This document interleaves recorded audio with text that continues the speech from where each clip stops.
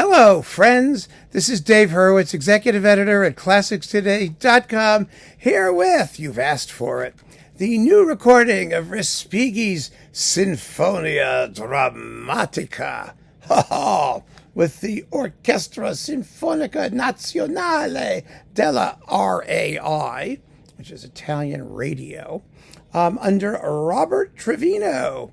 Now, Robert Trevino did a very good Respighi, Roman tone poems disc with these folks, and this isn't as good.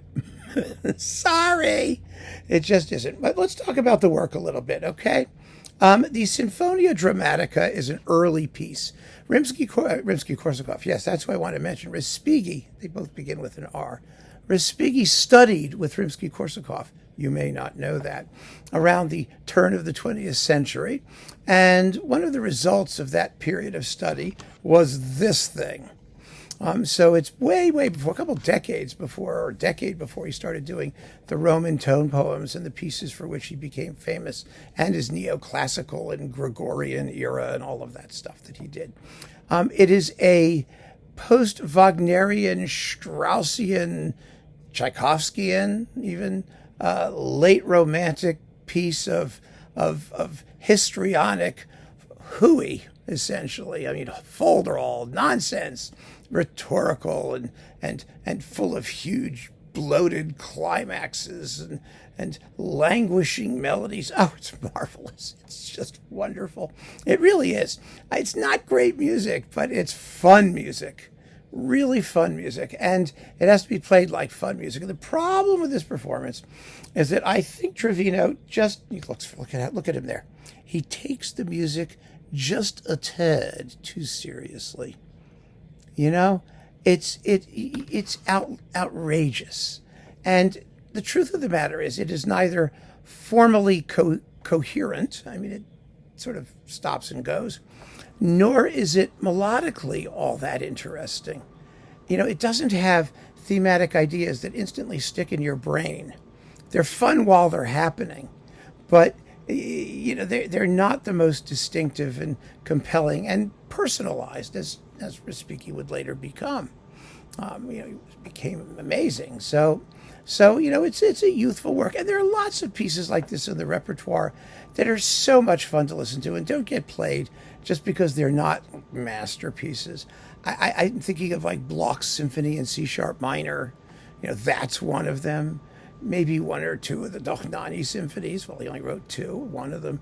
They're Stenhammer's first. They're all over the place, but in a good way, because you have very, very talented composers who are feeling their way and sucking up influences from wherever they can get them.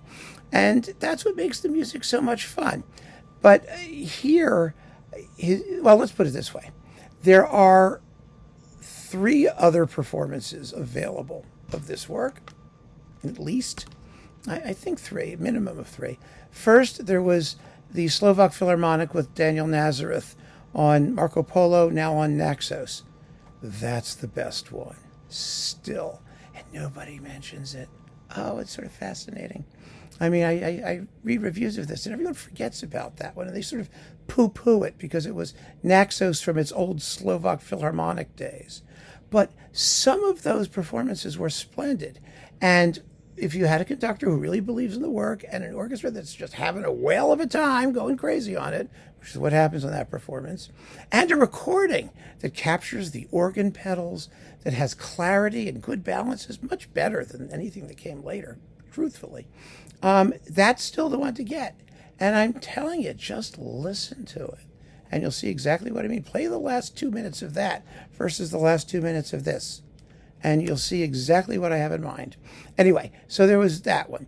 Then came Edward Downes on Chandos, a good performance, but as with most Edward Downes recordings, it was a little bit on the bland side, just a little bit lacking in personality. It was beautifully recorded and nicely played, and that was the one most people kind of went for. I have it sitting right here, actually. It's right there. This is a Respighi wall, or a wad of Respighi. So it's in there with all that Chandos Respighi, a lot of which was just fabulous.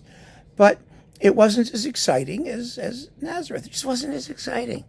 And you want exciting. You don't have to think about this music. You want it to just sort of blow by in a dazzling panoply of orchestral fireworks and succulent harmonies. You don't want to contemplate it.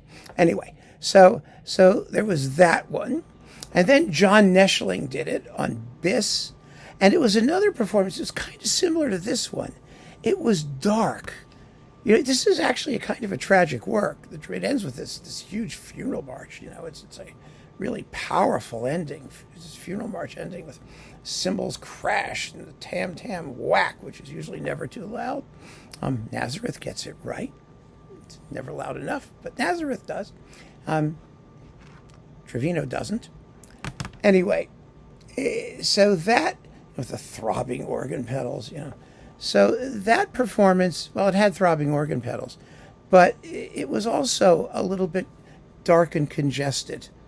It really was. It made the performance sound the piece sound somewhat monochrome for all the sonic splendor and loud passages. So there was that one, and now we have this one. This one is, I think, basically the slowest of the batch. It's 63 minutes versus Nazareth's 58-ish.